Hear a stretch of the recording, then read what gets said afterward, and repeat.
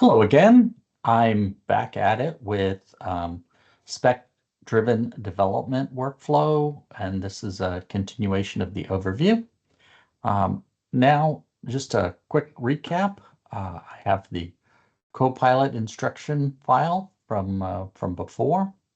In my docs, I started with a spec, which is here, um, and I used it to generate a design. And then I used that design to develop a test plan. I started using that test plan to guide the AI through the development of some test code. And with that test code, I started to implement the sheet class, which now I can start my session again. And let's start by asking to um, let's say review the test code coverage of the sheet class.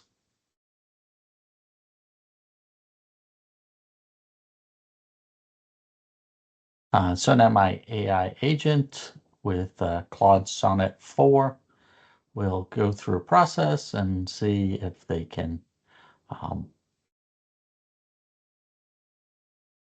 run some tests. I'm going to allow the running of that tests. Allow that to happen. And right now it determines that 100% test coverage, and that's what we're hoping.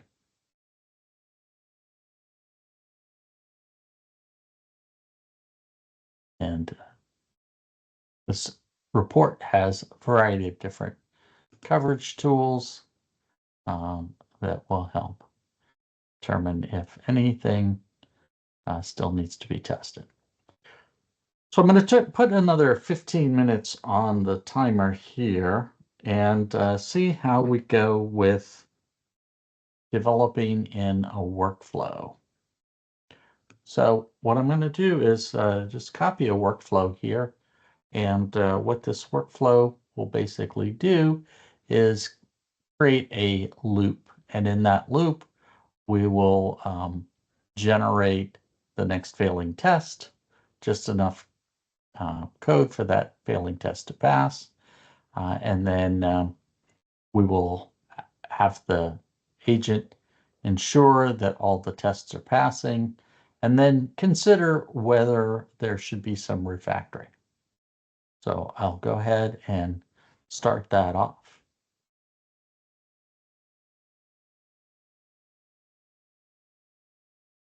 There are going to be some bits where we're just going to watch the AI agent perform its work, and kind of go through a process of supervision, if you will, to see what it's doing and whether we like what it's doing. So we can take a look at this. It's adding a test to the end here, and that test is looking at what happens when we put a changed value in there.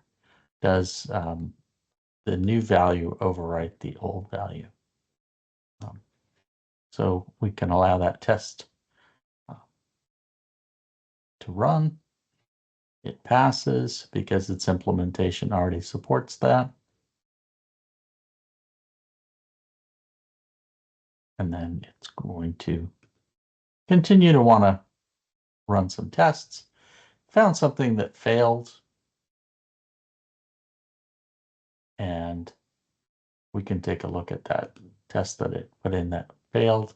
This is a format, so if it puts in =7, then it should get out the value 7 because it's a formula, and the literal value will be =7. So that didn't quite work as expected. So now we're going to add a little code to see if it begins with an equal sign, and then it will evaluate the formula and return the result based on the formula.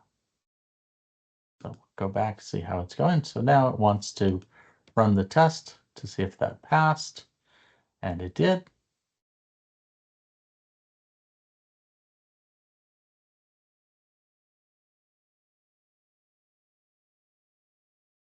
We're going to run the coverage report.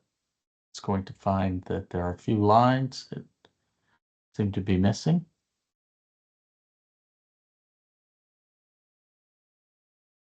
It wants to add an additional test to cover some of those lines.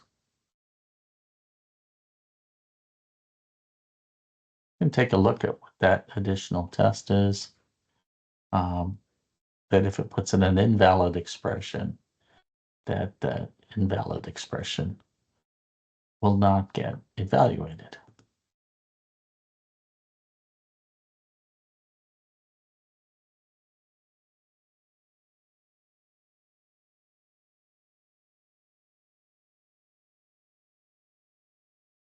Okay. So we have some lines that have changed. I want to go ahead and keep those lines. And now let's take a look at the code that we have. And we can understand that if it starts with an equal sign, it's going to be evaluated differently than if it doesn't start with an equal sign.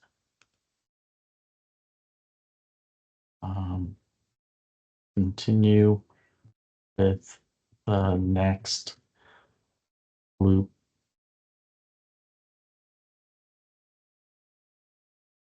See what happens when we just ask it to continue with the next loop.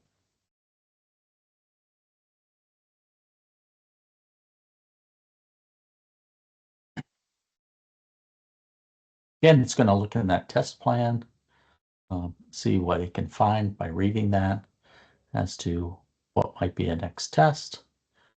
Take a look at that spreadsheet, see what it wants to do. It's doing a basic mathematical operation test. And what it's going to do is put 2 plus 3 in A1 and see that it's 5. And 10 plus 5, see if that comes up to 15. So let's allow it. And that test passed.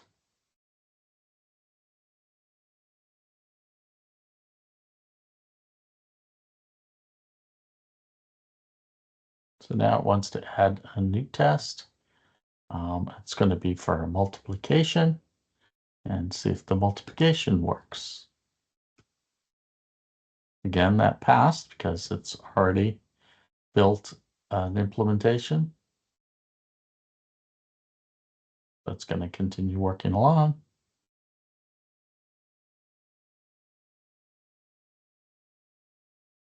Again, this tried to build in another test, and that test passed.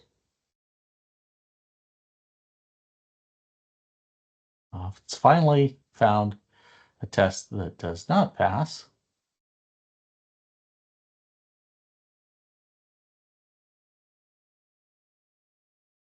And take a look at this code, see what is going on here.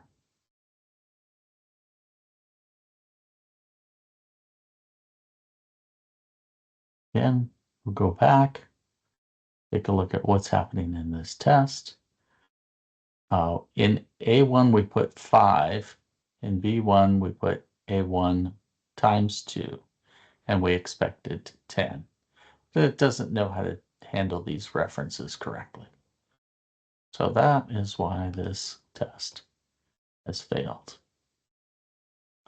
So let's take a look at how it has enhanced the sheet. And it's going to resolve cell references within the formula. So this goes through and it looks for any cell reference patterns and resolves them in the formula. So we're going to allow that. And that now passes.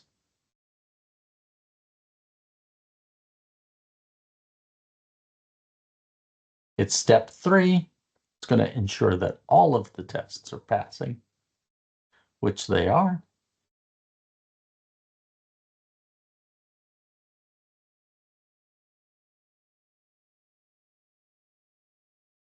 And now it's in step 4, where it's going to go through and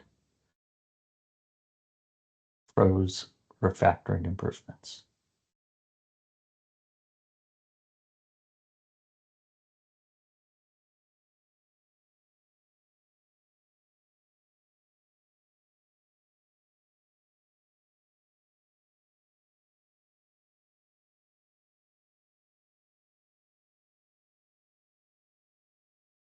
All 13 tests are passing.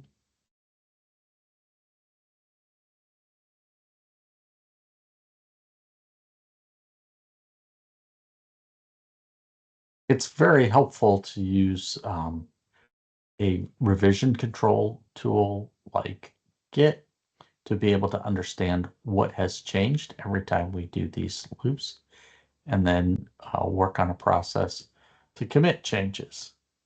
So let's talk through the sheet. We've built in the ability to find out if it starts with a formula. We've built in the ability to resolve cell references, and we're going to try to evaluate that formula. If that evaluation fails, it will return the original value. And we'll go through and see how this has been built out. A lot of times, what we'll get is very simple methods to return the value, to put in a value, and to get that literal value. But where we're building out is really this get functionality.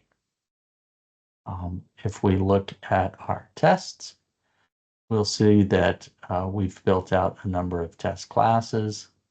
The literal value, getting that, the test formula recognition, test mathematical operations, test cell references and formulas, and test basic cell operations, starting to build out these various testing aspects. So I can continue with the next loop.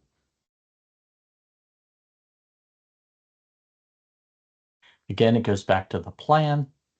It's going to start with step 1, which is generate the next failing test.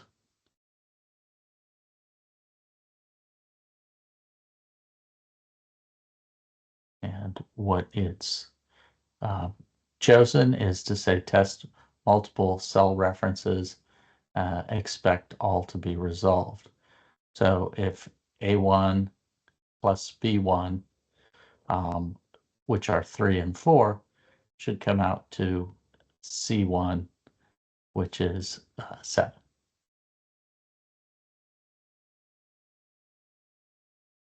I'll allow it to run that test.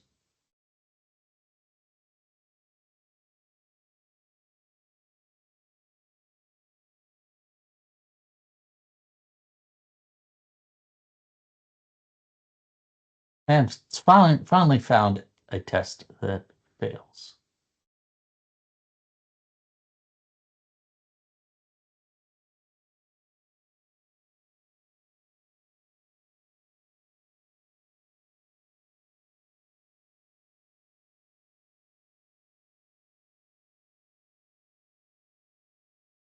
So let's go back and take a look at this test.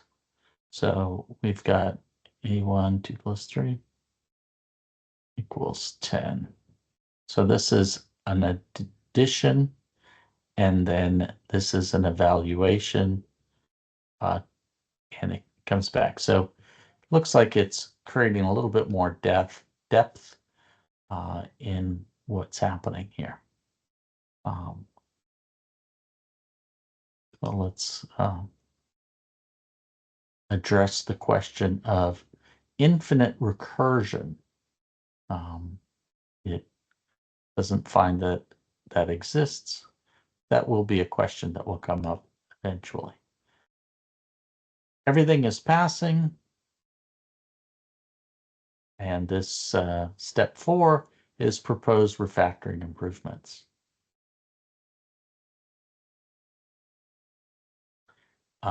There's a need to test for potential circular reference issues. So it's going to want to add a test in here to deal with an identified problem, which is A1 references B1 and B1 references A1. And this would create a problem with this this value. So let's see how this goes.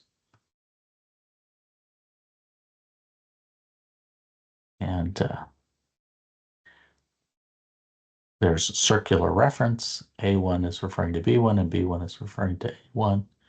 It's going to try and come up with a way to address that. So it proposes adding to this get the ability to see if there's a stack problem. Now it gets that to pass. And now it wants to test that everything else works.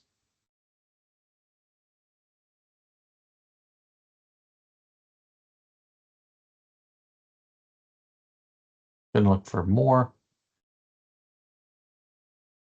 refactoring. It's gone through and resolved everything.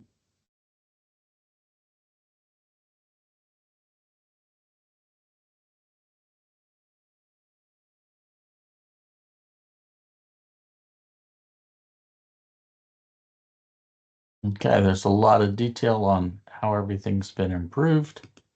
Let's take a look at sheet 1. So when we try to do a get, we're going to go through and do a evaluation of the stack, and it's going to look to see if there's a original avoiding infinite recursion. And there's a series of tests that right now we have a process where it goes through and runs all the tests. And we can see that there are 16 tests that pass. So as we continue to build out our sheet, we can see that we're checking for circular references, checking to see if it's a formula by seeing if it starts with equal. We're resolving cell references within it and building out our spreadsheet. Okay, that's how we get into a test-driven development loop with our AI and build out the software. Thank you.